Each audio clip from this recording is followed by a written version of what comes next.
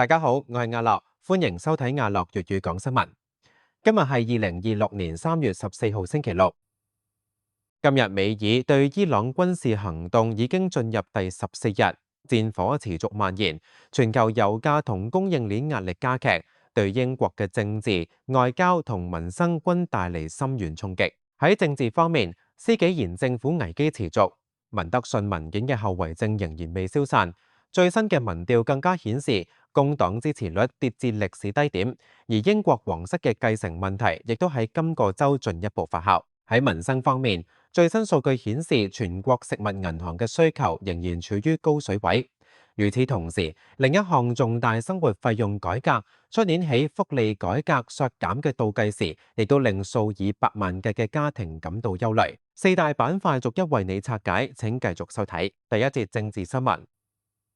英美對伊朗戰爭第14日，施紀賢嘅有限介入策略。今日係美以聯合空襲伊朗行動嘅第14日，戰事持續升溫，英國嘅角色同立場亦都繼續受到國內外審視。英國嘅軍事定位，根據下議院圖書館最新發布嘅研究簡報，英國至今仍然維持明確嘅防禦性參與立場，未有直接參與對伊朗嘅進攻性打擊。具體而言，英國皇家空軍嘅飛機喺卡塔爾、約旦、伊拉克及塞浦路斯等地上空執行攔截任務。英國目前喺卡塔爾部署咗4架戰機同1艘額外嘅海軍艦隻，並且增派直升機協防塞浦路斯領空。首相施紀賢於3月1日宣布同意美方使用英國軍事基地，但佢明確限定為特定及有限度嘅防禦用途，拒絕把英國基地用於對伊朗嘅進攻性行動。呢一立場令到英美關係出現明顯裂痕。最新戰場局勢，根據最新報導，截至今日，美以已喺伊朗境內至少26個省份執行空襲，累積打擊逾200個目標，包括飛彈發射器、防空系統同武器生產設施。伊朗方面持續以飛彈同無人機反擊，攻擊目標涵蓋以色列、美軍喺海灣地區嘅基地，以及多個海灣盟友國家。伊朗新任最高領袖穆傑塔巴哈梅內伊即遇襲身亡嘅前領袖阿里哈梅內伊之子，繼位後公開發表首份聲明，宣稱除非美軍撤離喺中東嘅所有基地，否則伊朗嘅反擊唔會停止。值得關注嘅係，美國一架 KC-135空中加油機喺3月12號喺伊拉克西部上空執行支援任務期間發生空中意外並墜毀，機上6名機組人員全部罹難。美軍另外部署咗大約2200名海軍陸戰隊員前往中東，並出動近1萬架人工智能無人機進行防禦任務。對英國嘅直接影響，目前大約有30萬名英國公民身處波斯灣地區。英國政府已經啟動撤僑部署，多家英國商業航空公司，包括英國航空，已經暫停部分中東航線。能源市場方面，布蘭特原油已經突破每桶$100，令到英國通脹形勢再度面臨上行壓力。第二則政治新聞，最新民調，工黨跌至歷史低位，改革黨領先，綠黨創新高。英國政治版圖嘅碎片化趨勢喺今個星期最新嘅民調中再度得到驗證。根據《泰晤士報》同 Sky News 進行嘅3月9到10號民調，結果如下：改革黨23%持平，保守黨19%升3個百分點，綠黨19%跌至3月初高位21%，工黨17%喺誤差範圍之內持平，自由民主黨14%持平。然而，若果參考7項民調嘅滾動平均數，改革黨仍然以28%高居榜首，工黨就喺20%附近徘徊，顯示工黨整體情況遠比執政時通常嘅支持率低得多。更加引人關注嘅係綠黨嘅長期崛起態勢。喺3月1至2日嘅一次民調當中，綠黨曾經錄得創紀錄嘅21%，首次排名第2，超越工黨。民調主管安東尼韋爾斯指出，呢個反映咗綠黨喺2月26號於哥頓丹頓選區補選大勝之後，選民開始視綠黨為有可行性嘅投票選擇，而非浪費一票。喺18到24歲年輕選民中，綠黨嘅支持率高達49%，工黨嘅深層困局根據布魯金斯學會嘅深度分析，施紀賢嘅民望喺就任14個月之後已經跌到過去50年英國任何一位首相嘅最低水平。工黨嘅支持率自2024年大選以嚟共下跌大約14個百分點，係戰後執政黨任期內跌幅第2大嘅歷史紀錄。喺3月3日春季財政陳述公佈之後，工黨嘅下跌似乎暫時穩住，但文德信醜聞嘅持續發酵，以及哥頓補選嘅慘敗，令施紀賢喺5月地方選舉之前嘅處境越嚟越岌岌可危。第三則政治新聞，有關前安德魯王子繼承問題，多個英聯邦國家明確表態支持撤銷。喺皇室問題方面，有關安德魯蒙巴頓、溫莎即前安德魯王子從英國皇位繼承順位中除名嘅問題，今個星期進一步受到關注。截至目前，儘管安德魯已經喺舊年10月被英皇查理斯3世撤銷所有皇室頭銜同封號，佢仍然排喺繼承順位嘅第8位。而撤銷繼承資格需通過國會立法先至能夠實現。各方最新立場，澳洲總理阿爾巴尼斯年已經致函施紀賢，明確表示澳洲政府將會支持任何除名嘅立法建議。佢表示呢啲指控十分嚴重，澳洲人認真對待。紐西蘭總理盧克森亦都確認，任何人都唔凌駕於法律之上。若果英國政府決定從繼承順位中移除佢，係我哋會支持嘅事。加拿大總理馬克甘勒尼更加喺3月6號明確形容安德魯嘅行為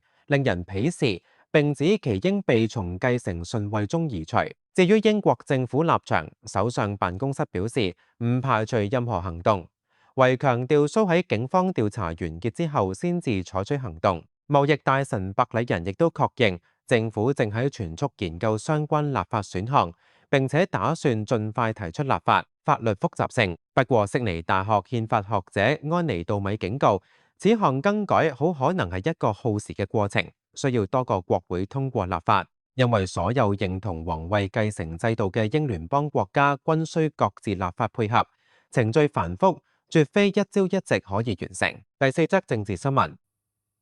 國會調查 BBC 世界服務面臨威信危機。上議院文化委員會今個禮拜發布報告，警告 BBC 世界服務嘅國際影響力正受到前所未有嘅挑戰。報告指出， BBC 世界服務正面臨失去最受信賴嘅國際廣播機構地位嘅風險，原因在於佢無法為未來投資提供有力依據。委員會批評政府同 BBC 至今未有制定清晰嘅長期資助計劃，令 BBC 世界服務喺同中國、中央電視台、俄羅斯今日電視台同卡塔爾半島電視台等等競爭時處於不利位置。英國喺軟實力外交上可能因此付出不可逆轉嘅代價。第二節經濟新聞，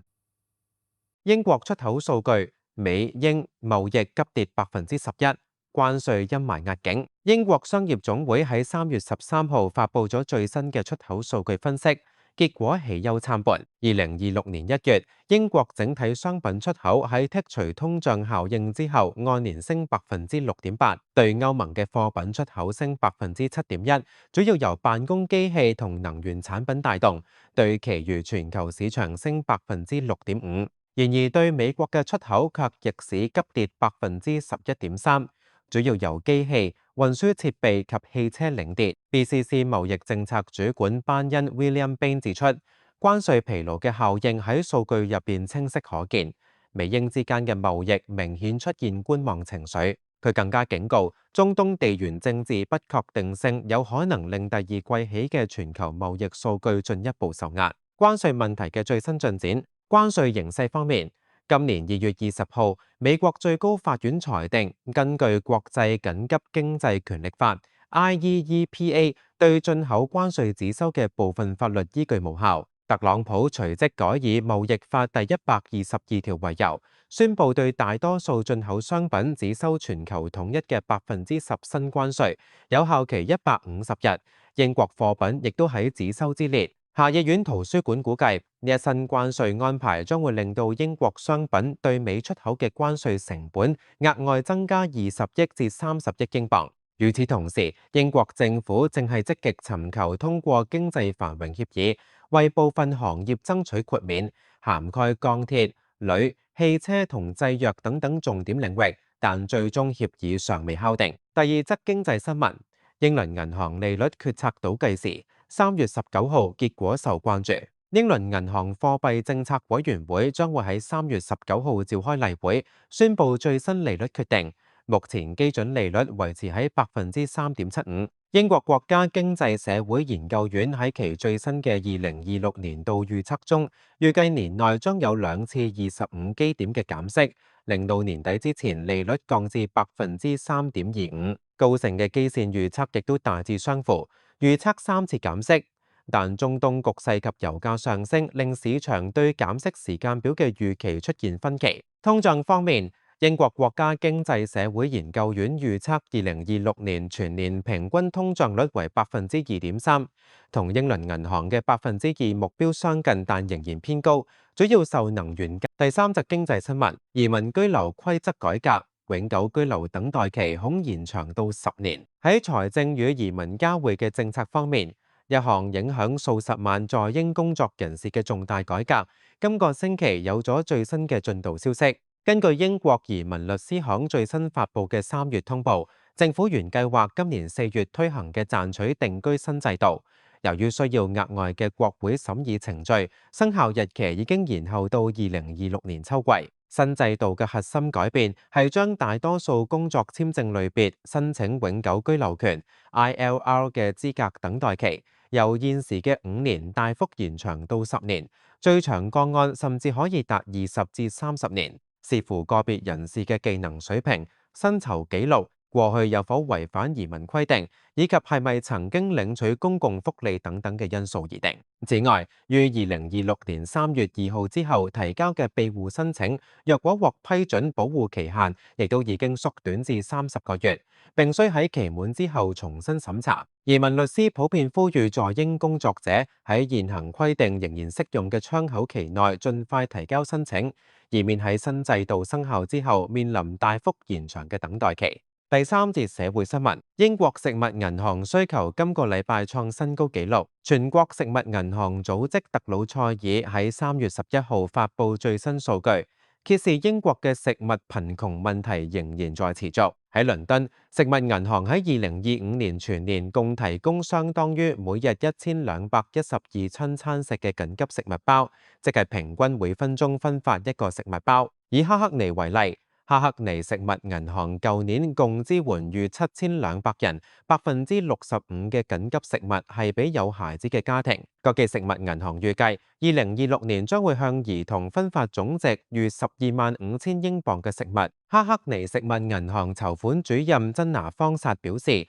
數字說明咗好多，但數字無法呈現實際情況有幾嚴峻。而家前嚟求助嘅父母往往自細就喺貧窮中長大。我哋真係需要打破呢個循環，更廣泛嘅食物貧窮途徑。根據下議院圖書館嘅最新數據，2023至24年度，全英國共有750萬人，即係11%嘅人口，生活喺食物貧窮嘅家庭中，其中18%為兒童。特魯塞爾喺同一年度共分發咗289萬個緊急食物包，雖略低於前一年嘅313萬個歷史高峰，仍屬異常高水平。約瑟夫·羅雲特里基金會嘅研究指出，喺2025年10月，英國最貧窮1/5家庭中，高達69%面臨基本生活必需品匱乏嘅困境，55%曾經削減飲食或者捱餓。特魯塞爾及公民諮詢局等慈善機構繼續呼籲政府採取長遠措施，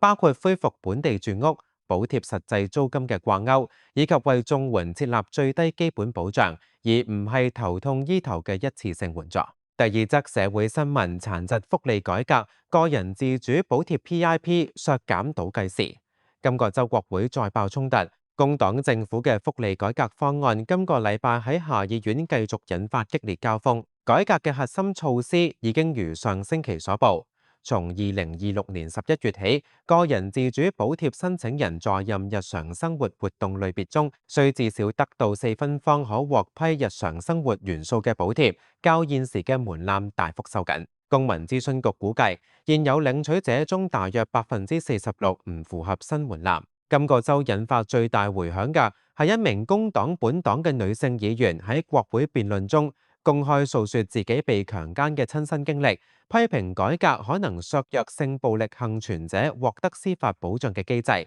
措辭激動，令多名議員動容。反對黨人權聯合委員會嘅報告亦都喺今個禮拜廣泛流傳，指出現有改革方案並未充分考慮殘疾人士喺勞動力市場中面臨嘅結構性障礙，批評政府以推動就業為由削減支援，缺乏充分嘅循證基礎。工黨後座議員嘅私下憂慮亦都喺今個週有所升溫，多名議員向傳媒表示佢哋深感不安。財政大臣雷切爾里夫斯則繼續為改革辯護，重新預計每年可以節省大約7億英鎊。並強調配套就業支援措施將會幫助有能力工作嘅殘疾人士重返職場。第三則社會新聞：移民制度最新動向，食物銀行援助佢向冇證明文件者提供。今個週，全國多間食物銀行就政府加強移民執法嘅取向，向媒體表達憂慮。部分獨立食物銀行表示，政府近期加強對非正規移民嘅管控，令部分有需要嘅移民家庭喺申請緊急食物援助嘅時候有所卻步，擔心暴露身份。德魯塞爾強調，其服務對所有有需要嘅人士開放，不設移民身份限制。此一現象係當前移民政策同弱勢社群生活現實之間複雜張力嘅縮影。喺政府收緊庇護制度嘅同時，點樣確保最脆弱嘅家庭唔因政策收緊而跌入更深嘅困境，係社福界持續提出嘅核心問題。第四則社會新聞：學術自由爭議，高等教育機構鎮壓批評以色列聲音嘅投訴激增。今個週間，多間英國大學因校園內涉及以巴衝突嘅言論管制問題遭受批評。英國高等教育監管機構學生辦公室今個星期披露，自2024年到今年初，涉及大學鎮壓、批評以色列聲音、阻止親巴勒斯坦活動或者懲處相關學生嘅投訴數量，較前年增加逾1倍。公民自由組織自由發出公開信，要求高等教育機構喺應對校園爭議嘅時候，區分清楚保護學術自由同被視為維護特定立場之間嘅界線，並呼籲大學管理層以同一標準回應嚟自各方嘅爭議表達。第四節民生新聞：生活費用4月起多項帳單齊漲，家庭預算再受壓。今禮拜多項民生帳單嘅加價消息同時公布，令眾多家庭預算雪上加霜。水費上漲，監管機構確認今年4月起，英格蘭同威爾斯嘅家庭水費將會平均上漲26%，係30年嚟最大幅度嘅年度加費。每戶家庭平均每年多付大約123英鎊。而加費係因為水務公司需要大規模投資改善基礎設施，應對污水外泄同老化管道問題。能源價格上限方面，天然氣同電力市場辦公室已經確認4月起嘅上限輕微下調，每季度單位費用略降。但中東戰事帶嚟嘅油氣價格波動，令夏季後嘅走勢充滿不確定性。頭等郵票方面，英國皇家郵政宣布頭等郵票4月起再度加價，升至1.80英鎊，係近10年嚟漲幅最大嘅一次。牌照費凍結至2027年。相對較好嘅消息係 BBC 電視牌照費暫時凍結喺每年174.50英鎊，直至2027年，唔會喺今年4月加費。第二則民生新聞：4月6號福利上調，但削減幅度蓋過加幅。今年4月6號，包括通用補貼、個人自主補貼、PIP 及國家退休金在內嘅大多數福利，將按照4.8%嘅通脹指標上調。呢個係依據三重鎖保障同2025年下半年嘅通脹數字自動調整嘅結果。然而，社會政策分析師指出，對於數百萬即將面對新 PIP 申請門檻同通用補貼健康元素削減嘅受助人而言，4月嘅加幅遠不足以抵消從11月起生效嘅削減。公民諮詢局估計，部分新申請者每年嘅淨損失可以達3000英鎊，遠超4.8%嘅上調幅度。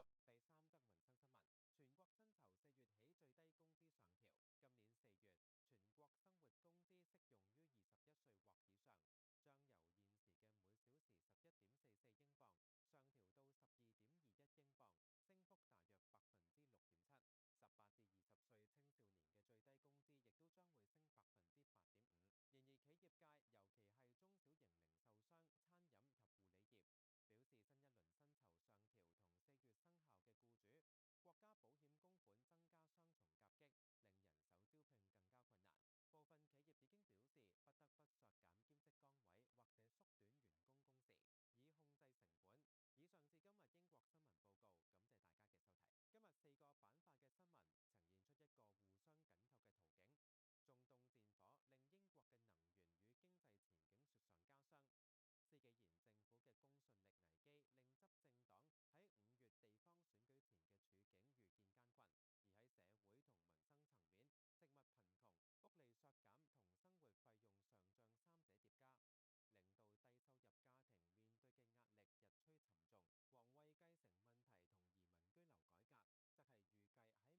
同移民居留改革，則係預計喺未來數月繼續發酵嘅政治